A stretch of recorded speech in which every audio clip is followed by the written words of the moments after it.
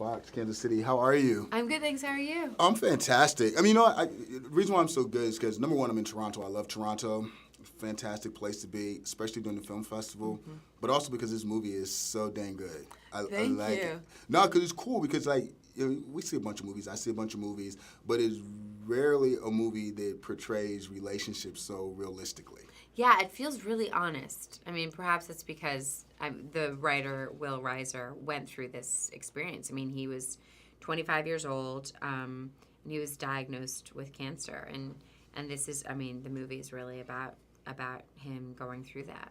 Yeah, it's amazing how, like, he just opens up. Because, number one, that's a very difficult thing to, like, just expose the world to, because it's such a personal experience, and then to expose the world to that situation within the realm of trying to have a relationship with his friend and have a relationship with his significant other.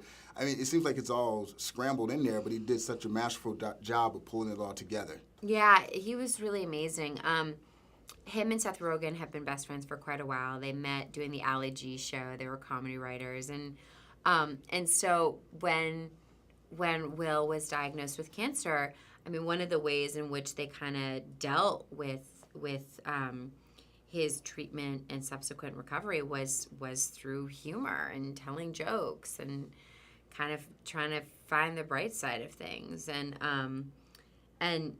then also within that, I mean, Will found it to be really hilarious, and these are his words, not mine, sort of how wonderfully supportive but completely ill-equipped his friends were to deal with it. Right. And I mean, when you're in your 20s, you're figuring out who you are. You don't really know what your support network is, and to go through something like that at such a young age, especially at that specific age, is intense, really intense. So it's kind of such a blessing what an incredible sense of humor he has, and that he was able to put all of that into this movie. Yeah, it was amazing how he was able to interject the humor in this, because it really is funny, but it's funny without trying too hard, and it's funny without, like, going over the top. Because a lot of comedies, like, they're funny, but it's because they're trying so hard or specifically going over the top. This is just realistically funny. Yeah.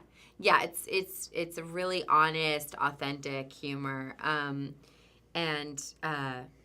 it never gets to the point of being kind of like outrageous or farcical or anything like that. And I think their sort of litmus for how far they could go is because there are things that are fictional about it, things that of course, didn't actually right. happen. Well, because you got to make it cinematic. Yeah, absolutely. Real life gets a little boring in spots. I know. It's like, no, not so interesting. Yeah. But yeah, and plus, it's got to have that arc, so you can get in and out in 2 hours or 90 minutes or whatever. Mm-hmm.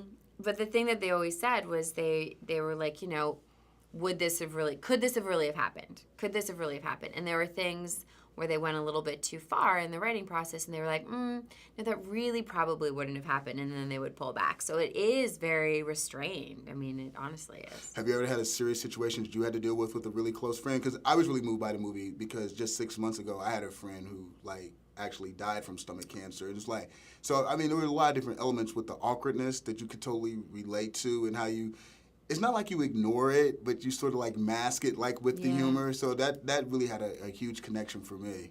Yeah, I think this movie resonates with a lot of different people because, they've either gone through illnesses themselves or been touched by someone very close to them who've gone through an illness, and it is. I mean, I don't think that our society necessarily really deals with that very well.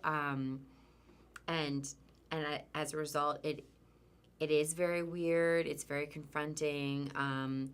There's a lot of awkwardness. It's the potentially the most intense experience that a person can go through, being ill themselves or being close to someone who's very sick, and yet we don't really have the tools to really deal with it. So I think that this movie, I mean, it's why it's so emotional as well. I mean, it's like you're laughing hysterically, and then you get caught off guard because it's like it's so profound in moments. So yeah. No, very well said. Thank you. It's always a pleasure. So thank you. Enjoy your time. And thank you. Congratulations. This is number what? 2. 2. Yeah.